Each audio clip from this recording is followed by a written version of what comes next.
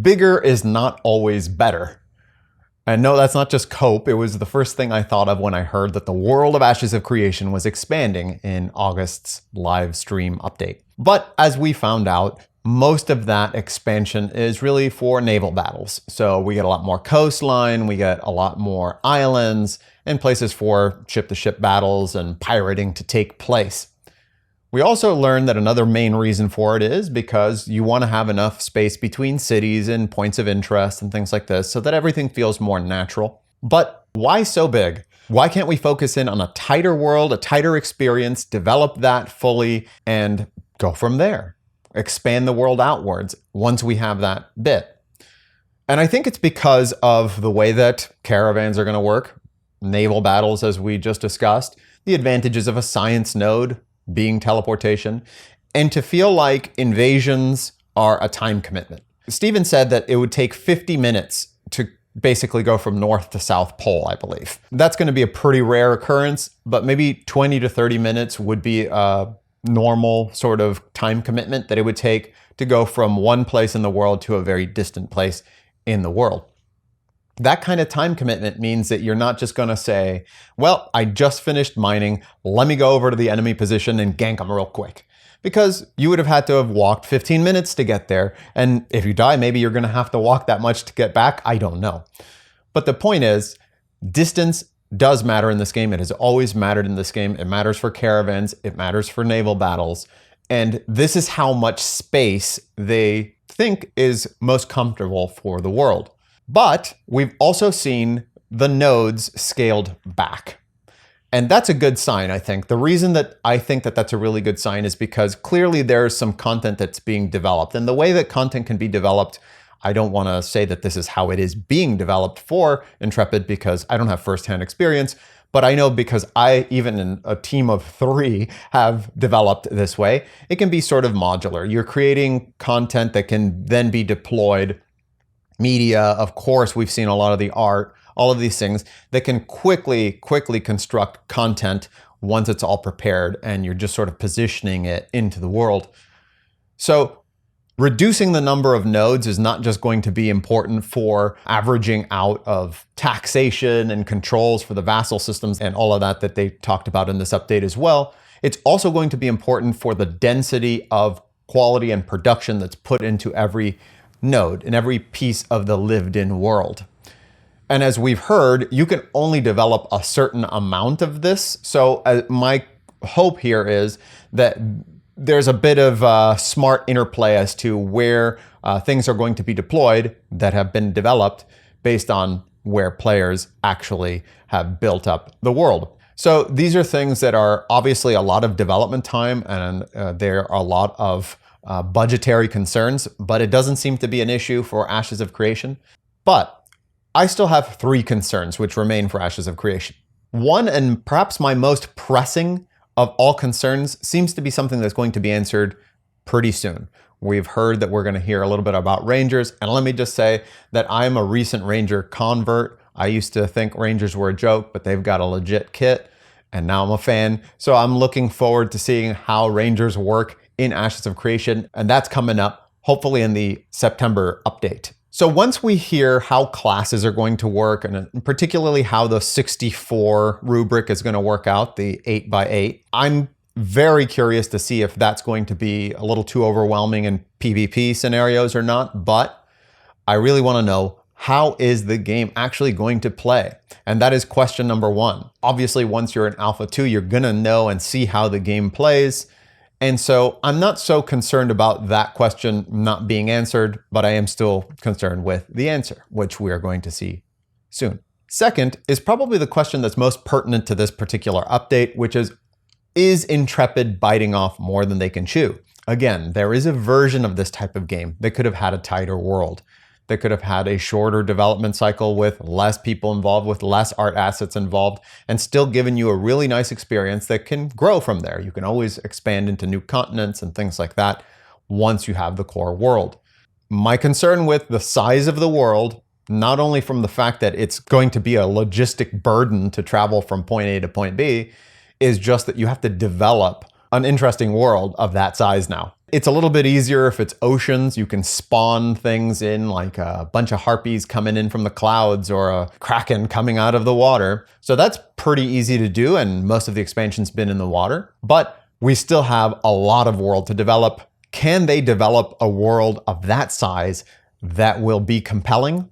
We shall see. But that is definitely a concern that I would have as a developer. If somebody came to me and said, hey, develop the world of this size, and yes, of course, I've seen the wonderful tools that they've developed, but it doesn't matter. At the end of the day, there still is a form of artistry that the tools can help you manifest your ideas quicker, make them come to life, but you still have to have the artistry of what makes this little stretch of land unique, what story is being told on this island, et cetera, et cetera. And this is just development. It's just brute force. It's not going to be AI developing this sort of thing yet. It's going to have to be people developing compelling things. And if you think of something like Fallout, the older Fallout games were great at this. If you went out into the world, you had a feeling of, oh, here's the waste. There's not a whole heck of a lot going on there. And then you see a little point of interest, and there's an interesting story there. So the bigger you make the world, the more interesting little bits you got to put into it.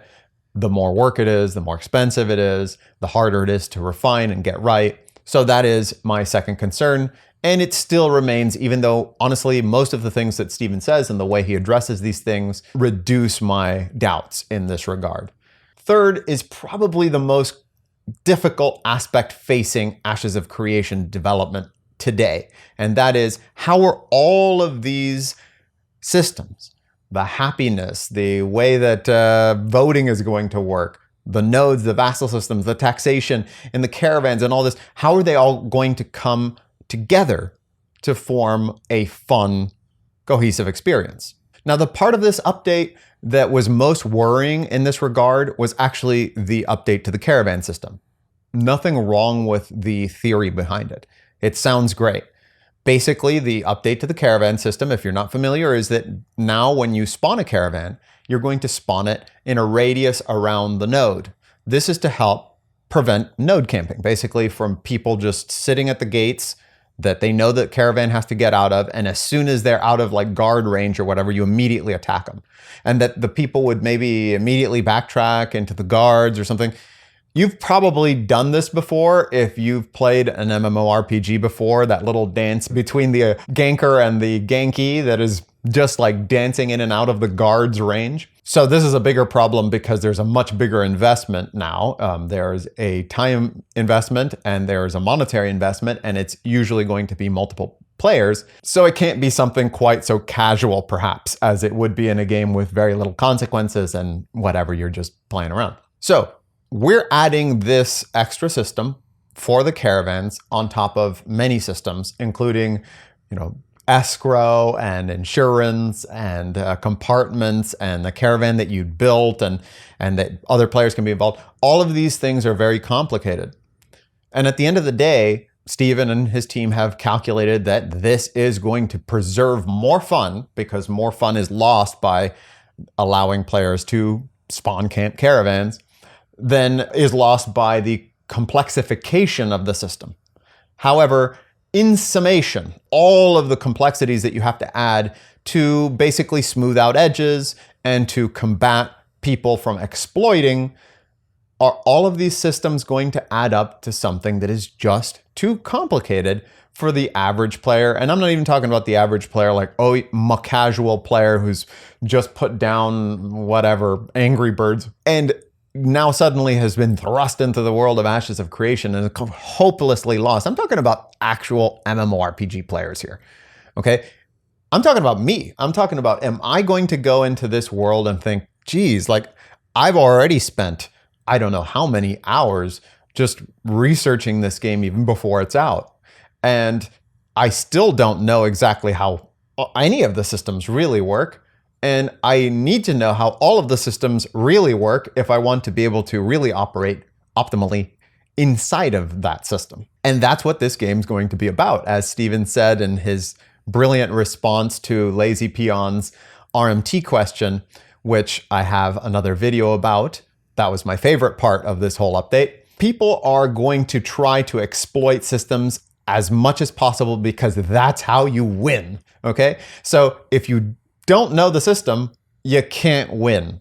You have to know the system inside and out, and the system then still has to produce fun. Because one of my favorite gaming quotes of all time, which comes from Sid Meier, I believe, is that people will optimize fun out of a game given the opportunity. So that's what you're competing against when you create these systems. Now you have to sometimes create a system for a system for a system, because your system that created this workaround for this one exploit has now created this other exploit, which now has this other workaround, et cetera, et cetera. And it's just this vicious cycle.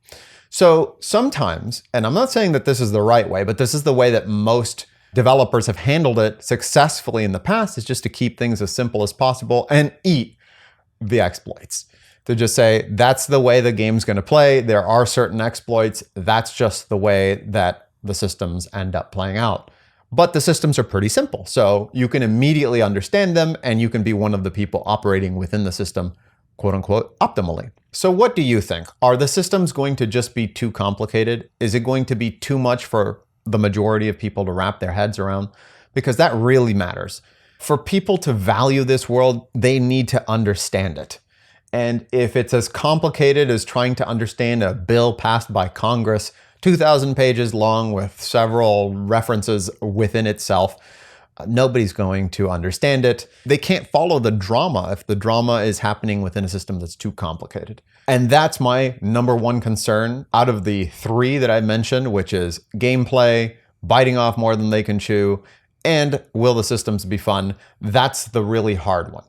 The middle one is solved by money, by budget, by time, and they seem to have all of those things.